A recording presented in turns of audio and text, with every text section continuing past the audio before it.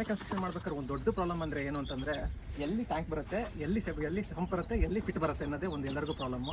ಯಾವತ್ತೂ ನೀವು ಸಂಪ್ ಮಾಡಬೇಕಾದ್ರೆ ಆಗಲಿ ಅಥವಾ ನಾವು ಫಿಟ್ ಮಾಡಬೇಕಾದ್ರೆ ಡಿಸ್ಟೆನ್ಸ್ ಇದ್ದಷ್ಟು ಒಳ್ಳೆಯದು. ಬಟ್ ನಮ್ಮ ಸೈಟಲ್ಲಿ ಆ ಥರ ಡಿಸ್ಟೆನ್ಸ್ ಬಂದಿಲ್ಲ. ಏನು ಮಿನಿಮಮ್ ಮಾಡಿ ಏನು 4 ರಿಂದ 5 ಅಡಿ ಏನು ಡಿಫ್ರೆನ್ಸ್ ಇದೆ ಅಷ್ಟೇ ಬಂದಿದೆ. ಇದೇ ನೋಡಿ, ಈ ಲೊಕೇಶನಲ್ಲಿ ನೋಡಿ, ಇಲ್ಲಿ ನಾವು ಸಂಪು ಆಲ್ಮೋಸ್ಟ್ ಅಲ್ಲಿ 8,000 ರಿಂದ 10,000 ಲೀಟರ್ ಸಂಪು ಓಪನ್ ಮಾಡ್ತಿದ್ದೀವಿ ಇಲ್ಲಿ. ಆಮೇಲೆ ಈ ಜಾಗದಲ್ಲಿ ಫಿಟ್ ಬರುತ್ತೆ, ಏನಿಲ್ಲ ಜಲ್ಲಿಕಲ್ ಹಾಕಿರ ಅಲ್ಲಿ ಫಿಟ್ ಬರುತ್ತೆ.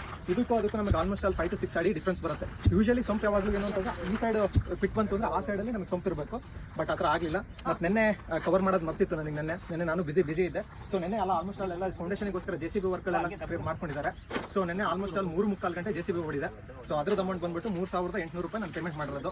ಸೊ ಅದಾದಮೇಲೆ ನೆನ್ನೆ ಕೂಡ ನಮ್ಮ ಕೆಲಸಗಾರರೆಲ್ಲರೂ ಇದೇ ಸ್ಟಾರ್ಟ್ ಮಾಡ್ಕೊಂಡಿದ್ರು, ಲೇಬರ್ಸ್ ಎಲ್ಲ ಸ್ಟಾರ್ಟ್ ಮಾಡ್ಕೊಂಡಿದ್ರು. ಏನು ಕಾಂಪೌಂಡ್ ವಾಲ್ ಕಟ್ಟೋಕ್ಕೋಸ್ಕರ. ಕಾಂಪೌಂಡ್ ವಾಲ್ ನಾವೇನು ಫೌಂಡೇಶನ್ ಲೆವೆಲಿಂದನೇ ಕಟ್ಕೊಂಡಿದ್ದೀವಿ.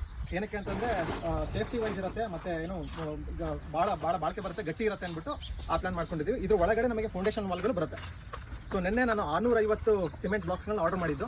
ಸೊ ಇದು ಆ ಕಡೆ ನೋಡ್ಬೋದು ನೀವು, ಸಿಮೆಂಟ್ ಬ್ಲಾಕ್ಸ್ಗಳು. ಆ ಕಡೆ ಸಿಮೆಂಟ್ ಬ್ಲಾಕ್ಸ್ಗಳು ಅಲ್ಲಿ ಆರ್ಡರ್ ಮಾಡಿದ್ದೆ. ಆಲ್ಮೋಸ್ಟ್ ಅದು ಖಾಲಿ ಆಗ್ತಾ ಬಂದಿದೆ. ಮತ್ತು ಈ ಕಡೆನೂ ಕೂಡ ಇದು ಮಾಡ್ಕೊಂಡಿದ್ದೆ.